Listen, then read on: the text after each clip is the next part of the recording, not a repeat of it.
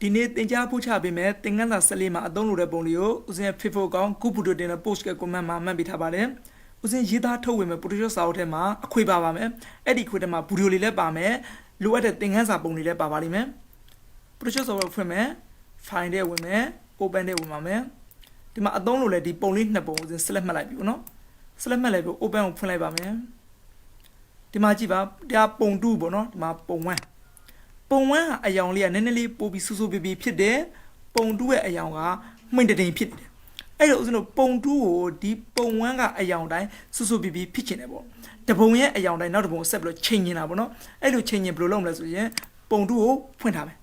ပုံ2ကိုဖွင့်ပြီးတော့ချင်းဦးဇင်းတို့ image ထဲဝင်မယ် adjustment ထဲဝင်မယ်အောက်မှာ match color ဆိုရှင်နော်တစ်ချက်ကလစ်လိုက်ပါဒီမှာ match color dialog box လေးပေါ်လာပြီနော်ဒီမှာလောလောဆယ် name လို့ဖြစ်နေနော်ဒီအယောင်ကိုတခြားကြည့်နေတယ်ဒီမှာနည်းနည်းမှိန်တိမ်လေးဒီမှာ name ကဝင်လိုက်ပြီးတော့ဒီမှာပုံ1ကိုယူလိုက်မယ်ငါကိုပုံကြည့်တာနော်ဟောအယောင်ကနည်းနည်းလေးပို့ပြီးတော့တောက်လာပါပြီ okay ကိုနှိပ်လိုက်ပါဒီမှာပုံ1ကိုကြည့်တော့ပုံ1ရဲ့အယောင်နဲ့ပုံ2ရဲ့အယောင်ကတိတ်ပြီးတော့မကွာတော့ပါဘူးအဲ့လိုတပုံရဲ့အယောင်တိုင်းအခြားတပုံကိုအယောင်ချိန်လို့ရပါတယ်ဒါလေးဥစဉ်နှိပ်လိုက်မယ်ကိုကကြိုက်ပြီဆိုတော့ yes ပေါ့နော်မကြိုက်ဘူးဆို no ကိုနှိပ်လိုက်ပါဦးဇင်းတို့ Photoshop မှာပုံတွေအများကြီးပြင်ဆင်မယ်ဆိုလို့ရှိရင်တပုံကိုစိတ်ကြိုက်ပြင်ဆင်ပြီးရင်ကြံတဲ့ပုံတွေကိုအဲ့ဒီအပြင်ဆင်တိုင်းဆက်ပြီးအလိုလျောက်ဒီ Photoshop software ကိုပြင်ဆင်ခိုင်းလို့ရတယ်ပေါ့နော်အဲ့လိုပြင်ဆင်ခိုင်းတာကိုအရှင်သွင်းတယ်လို့ခေါ်ပါတယ်အရှင်သွင်းတဲ့နည်းကိုဦးစင်းရှင်းပြပါမယ်ဒီတပုံဦးစင်းအရှင်သွင်းနေတယ်ဆိုရင် window ထဲဝင်ပါ window ထဲကနေအရှင်ဘောက်ကိုခေါ်လိုက်နော်ဒီမှာအရှင်ဆိုတာလေးကိုတစ်ချက်ကလိုက်ပါမယ်ဒီမှာအရှင်ဘောက်လေးပေါ်လာနော်အဲ့ဒါဦးစင်းဒီမှာတစ်ချက်ကလိုက်ပါမယ်ကလစ်လိုက်ဒီမှာ new set မှာကိုကြိုက်တဲ့အမည်ပေးပေါ့နော်ဦးစင်းက WDYD လို့ပေးလိုက်မယ် white technology YouTube ပေါ့နော်ကြိုက်ပြီး okay နှိပ်လိုက်ပါမယ်ဒီမှာ folder လေးအသစ်တစ်ခုစောင်းနေပြီနော်ဒီဘက်ကထပ်ပြီးအရှင်ဘောက်ကိုထပ်ကုန်မယ်ဒီမှာnew action ဆိုပေါ့နော်ဒီမှာ name မှာကြလို့ကြိုက်တဲ့အမည်ပေးပါဦးစင်းလို့0011လို့ပေးလိုက်မယ်ဒီအောက်မှာ set မှာ WDYD ဆိုခုနဦးစင်းတို့ပေးထားတဲ့အမည်ပေါ့နော်ကဲဒီဘက်က record နဲ့စလို့မှတ်ပါပြီကြည့်ပါဦးမှာအနီအောင်လေးဖြစ်နေနော်အနီအောင်ဆိုတာသူစတင်မှတ်နေပါပြီကဲဒီပုံဦးစင်းတို့အယောင်လေးချိန်ကြမယ်အရင်ဆုံးဒီပုံကိုအလင်းမောင်ချိန်မယ်အလင်းမောင်ချိန်ဖို့တော့ keyboard ကလည်း control key နဲ့ M key ကိုတွက်နေလိုက်ပါ regular shortcut နှိပ်လိုက်တာပေါ့နော်ဒီဘက်ကဦးဇင်းတို့အလင်းမောင်ကြိုက်သလိုချိန်လို့ရပါတယ်မှာကြည့်ပါပုံလေးကဒီမှာနည်းနည်းလေးဒီလိုလေးမှောင်လို့ရှင်ပို့ပြီးတော့လှမှာပေါ့နော်ဒီနေ့ထားပြီး okay တပုံပေါ့နော်တစ်ချက်ဒီမှာမှတ်သွားပြီနောက်တစ်ခါဒီဆို control နဲ့ B ကိုတွက်နေလိုက်မယ်ဒီမှာ color balance ချိန်နေတယ်ပေါ့နော်ဒီမှာချိန်ကိုယ့်ဘက်ကိုကြိုက်သလိုလေးချိန်ပါကိုကြိုက်တဲ့အနေထားပေါ့နော်ကဲဦးဇင်းဒီနေ့လေးကြိုက်ပေါ့နော်ကြိုက်လို့ရှင်ဦးဇင်း okay ကိုနှိပ်လိုက်ပါမယ်ဟောဒီမှာ color balance ဆိုဒီမှာနှစ်ချက်မှတ်သွားပြီနော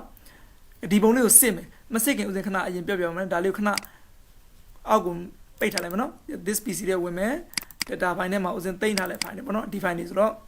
ဦးဇင်းအရင်မှာသူ့ကိုအရင် folder လေးနှစ်ခုစောင့်မယ်နော် new ကိုဝင်မှာ new ကနေဒီမှာကြာလို့ချင်းဒါကို OLDO ဆိုတော့စောင့်လိုက်မယ်နော်ဒါကိုပေးချင်တဲ့အမည်ပေးလို့ရပါလို့ဦးဇင်းလောလောကူပေးချင်တာပေးတာ new ကနေပြီးဦးဇင်းဒီမှာ folder အသစ်စောင့်မယ် folder ဒီမှာကြာလို့ရှင် NEW new လို့ရတယ်နော်ဒါဆိုရင် O နဲ့ new ပေါ့နော်ဟုတ်ပြီဒီတရားဦးဇင်းတို့ဒီပုံကျန်လဲ၄ပုံပေါ့နော်ဒီတပုံကလက်ရှိပြင်းနေစေမလို့ဒီတပုံချန်လိုက်နော်ဒီကျန်လဲ၄ပုံကိုဦးဇင်း control X နဲ့ဒါအကုန်လုံးကပ်ပြူလိုက်မယ်နော် O ထဲမှာ control V ဆိုအကုန်လုံး paste လုပ်လိုက်ပြီနော်ဟုတ်ပြီဒီမှာပြန်သွားကြည့်မယ်နော်အဲ့ဒါမှတပုံမဲ့ကျန်တော့တယ်ရပါပြီဒါကိုပိတ်လိုက်တော့မယ်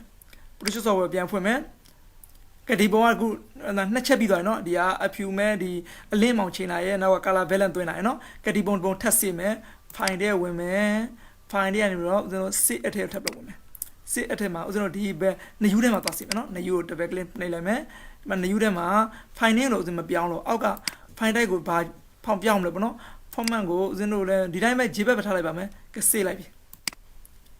okay နှိပ်လိုက်မယ်เนาะအော်ဒီမှာဒါဆိုဒီမှာကြည့်ပါ save ဆိုပြီးတော့နောက်တစ်ချက်တိုးသွားပြီเนาะဒါဦးဇင်းတို့ဒီဟာကိုဦးဇင်းတို့မှတ်လိုက်ပါလို့မယ်ဒီဘက်က save ကို check လေးလိုက်ပါဒါဆိုရင်ဒီဟာအကုန်လုံးမှတ်ပြီးသွားပြီเนาะဒါခဏဟိုတွားကြည့်လိုက်မယ်เนาะ file ထဲမှာဒီမှာ new ထဲမှာဒီမှာတပုံရလာပြီเนาะဒါ O ထဲမှာဒါငကိုပုံလေးပေါ့เนาะထားပါဒါကိုပြန်ပိတ်လိုက်တော့မယ် Photoshop software ပြန်ဖွင့်ကြည့်မယ်ကျန်တဲ့ပုံတွေကိုဒီတိုင်းဆက်ပြီးပြင်ဆင်ပါပေါ့เนาะအဲ့ဒီပြင်ဆင်ဖို့အတွက် file ထဲဝင်ပါ file ထဲကတော့ automate ထဲဝင်ပါ automate ထဲကနေဒီမှာ batch ဆိုရှိရเนาะ BATCH batch အဲ့ဒါကို check လိုက်ပါဒီမှာ batch ထိုင်လို့ပုတ်လေးပေါ်လာเนาะအပေါ် play မှာဒီမှာ set မှာ WDYD ဦးဇင်းတို့ပေးထားအမည်ပေါ့เนาะ action မှာ0011ဒါဦးဇင်းတို့ပေးထားတဲ့အမည်တွေပါ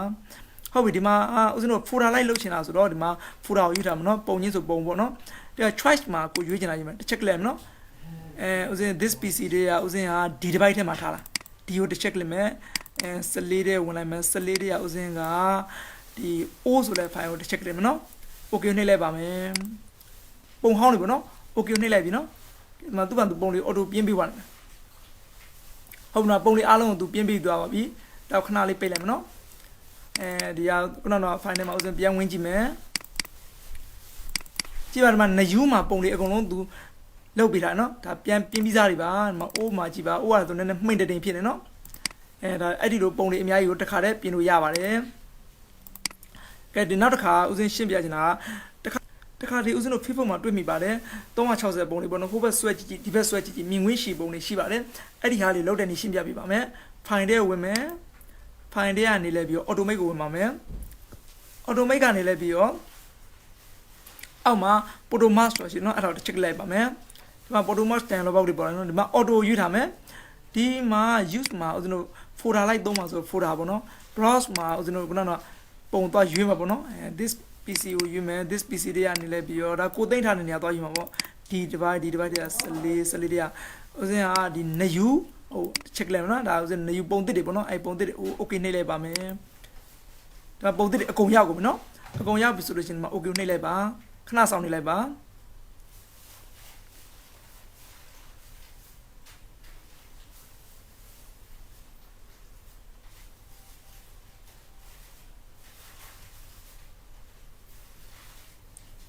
ဒီမှာပုံသစ်တွေအားလုံးသူမြင်ကွင်းရှည်ပုံကြီးလုပ်ပေးပါလိမ့်မယ်ဟောဒီမှာပုံရပါပြီဒါဥစဉ်တော့မလိုချင်ဘူးဆိုဒီကနေမှာ check လေးဒီမှာ close test group ကို check လိုက်ပြီးတော့ဖြောက်ပလိုက်မနော်ဒီမှာပုံရှည်ရဒီမှာ layer မပေါ်သေးဘူး layer ပေါက်ဖော်မယ် window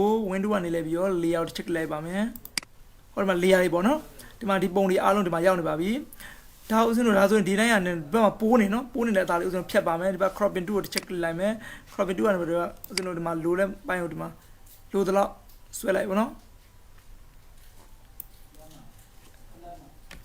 ကြိုက်ပြီဆိုလို့ရှိရင် enter ခေါက်လိုက်ပါဒါ cropping tool နဲ့ဒါအကုန်လုံးဖြတ်ပြီးပါပြီနော်ဟုတ်ပြီဒီအပေါ်မှာဥစဉ်တို့ဒီမှာနောက်ခံလေးကလိုးနေတယ်နော်ဒီနောက်ခံလေးကနည်းနည်းလိုးနေဒီမှာဆိုတော့နည်းနည်းလိုးတယ်ဒီမှာ cropping tool နဲ့ထပ်ဖြတ်လိုက်အောင်နော်ဒီမှာ enter ခေါက်လိုက်နောက်ခံလေးကိုဥစဉ်တို့တိမ်တိုက်ကလေးထပ်ထည့်မယ်ပေါ့နော်အရင်ဥစဉ်တို့ new layer ကိုချက်ခေါက်လိုက်မယ်နော်ဒီမှာ layer တစ်ကလေးတစ်ချက်ရောက်လိုက်ပေါ့နော်အဲ့ဒီအချိန်မှာဒီဘက်ကနေလဲပြီးတော့ဥစဉ်တို့ဒီမှာ gradient tool ကိုယူထားဒီဘက်ကဟာကိုဦးဇင်းတို့ဒီမှာ foreground background အရောင်ပြောင်းမယ် foreground ကိုဘာရောင်ပြောင်းမလဲဆိုရင်ဒီအပေါ်အရင်ရောင်လေးယူရင်ကျ foreground ကိုဒီမှာအရင်ရောင်တစ်ချက်ထားမယ် okay ပေးလိုက်မယ်နော်ဒီ background ကိုလည်းအရောင်ပြောင်းမယ် background ကိုဒီအောက်ကအရောင်လေးပေါ့နော်တစ်ချက်လိုက်မယ် okay foreground ကအရောင်ရင် background ကအရောင်ပြော့နော်ဟုတ်ဒီဘက်က gradient ကိုဦးဇင်းတို့ရွေးပြီးသားဒီဘက်မှာလည်းဦးဇင်းတို့ဒီမှာကြည့်ပါ gradient မှာဒီမှာဦးဇင်းတို့ခုနလောက်ထားတဲ့ဟာလေးအပေါ်ကအရောင်ရင်အောက်ကအရောင်ပြော့ပေါ့နော်ဒီဘက်ကဦးဇင်းနောက်ခံပုံကိုဦးဇင်းတို့ထည့်မှာပေါ့နော်နောက်ခံပုံထည့်မှာဆိုတော့ကိုအရင်ပြောကြဒီနောက်ခံပုံကိုဘယ်လောက်ထိပဲထည့်ချင်တာလဲထည့်ချင်တာကိုအရင် select မှတ်လိုက်ပေါ့နော်မမှတ်ဖက် direct ထည့်ရရပါတယ်ဦးဇင်း select မှတ်ပြီးထည့်လိုက်မယ်နော်အရင် select မှတ်လိုက်ပြီးဒီလောက်ကလေးပဲဦးဇင်းထည့်ချင်တာပေါ့နော် select လေးကိုရွှေ့ပေါ့ကဲခုနကတော့ဦးဇင်းတို့ဟို gradient ကိုပြန်ယူမယ် gradient ကိုယူနော်ရွေးပြီးတော့ဒီအပေါ်ကနေပေါ့ဦးဇင်းတို့မြင်းလေးတစ်ချောင်းဆွဲလိုက်ဟောနောက်ခံမှာဒီမှာအရောင်ဝင်သွားပြီနော်close တဲ့နောက်ခံပုံကအရောင်ရှေ့ကိုရောက်နေတော့ control D ဆို select ကိုဖြောက်လိုက်ဒါဒီဘက် layer ကိုဦးဇင်းတို့ဆွဲလိုက်ရပါတယ်အပေါ်က layer အောက်ကိုလည်းပြန်ဆွဲလိုက်ဒီမှာကြည့်ပါနောက်ခံအရောင်နဲ့ဒီအပေါ်ကငကိုပုံအရောင်နဲ့ကတသားတည်းမကြသေးဘူးเนาะအဲ့တော့ဒီ layer နှစ်ခုကိုတသားတည်းကြတယ်တသားတည်းကြဒီဘက်က layer လည်းအကုန်လုံး select မှတ်လိုက်ပါတပုံအစား check လိုက်မယ် shift ကိုနှိပ်မယ်အောက်ဆုံးနောက်ဆုံး layer ကို check လိုက်မယ်ဒါအကုန် select ဝင်ပါမယ်เนาะ select ဝင်ပါခြင်း edit ထဲဝင်မယ်edit ထဲကနေလဲပြီးတော့ဒီမှာ auto balance layer ဆိုရှင်เนาะအဲ့ဒါကို check လိုက်ပါဒီမှာ auto balance layer เนาะဒါမှ okay နှိပ်လိုက်ပါခဏဆောင်လိုက်เนาะဟောဒီမှာကြည့်ပါ layer တွေကသူ့ဘာသူ auto ပေါင်းသွားတယ်ဒီမှာတသားတည်းကျသွားပါပြီဒီတိုင်းဦးဇင်းတို့ဒီပုံတွေအားလုံးတစ်ခါတည်းတစ်ပေါင်းနဲ့လုပ်ပြန်เนาะဒီပေါင်းနဲ့ key လောလောကူပဲ keyboard ကနေ control နဲ့ e ကိုတွက်နေလိုက်ပါမယ်ဒါ layer တွေအကုန်လုံးပေါင်းသွားပါပြီဒါဆိုရင်ဦးဇင်းတို့မြင်ကွင်းရှည်ပုံလေးရပါပြီဒီနေ့သင်ခန်းစာကိုတော့ဒီမှာပဲနားလိုက်ပါမယ်နောက်နေ့ကျမှသင်ခန်းစာအသစ်ကိုဆက်လက်တင်ပြပေးပါမယ်